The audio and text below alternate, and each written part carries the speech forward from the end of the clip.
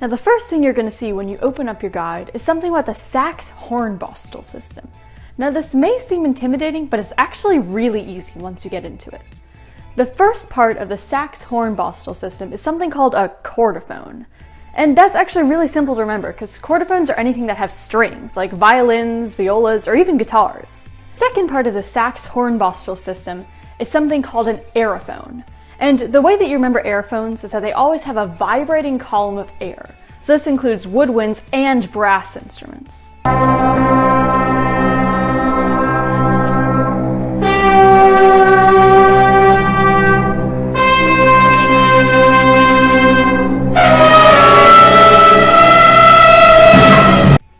Now these next two groups can get a little confusing, but I'm here to make them easy for you. The next group is called a membranophone. So think about your garden variety drum set. When you hit your drumstick against a drum, it's actually striking the membrane on top of the drum, and that's what produces a sound. Thus, it's a membranophone. An idiophone is the next group. And an idiophone is when the instrument itself is the thing that makes a sound. So think like a xylophone or those wood blocks. That's an idiophone. Now the confusing part is both these two groups are classified as percussion instruments. So just make sure that you know them well.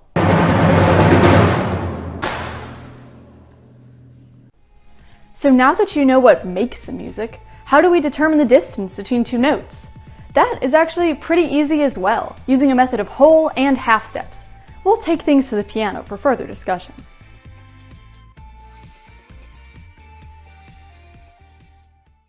A half step is the distance between two adjacent notes. And a whole step is the distance between two notes that have one note in between them. The guide will also talk about something called tonic, dominant, and subdominant. I'm here to explain those three terms to you. And again, it's not as hard as it looks. Let's say you're hearing a standard C major scale, like this one. The first note of the scale is called the tonic.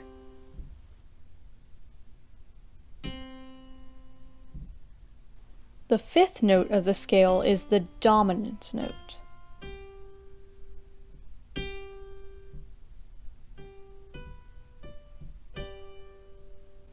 And, as you guessed it, probably, the fourth note of the scale is the subdominant, because it's one below the dominant. And now a brief interlude with Sophie, master pianist. Why, thank you. Pretend, for instance, that I am playing an immensely complicated piece by Bach that goes like this.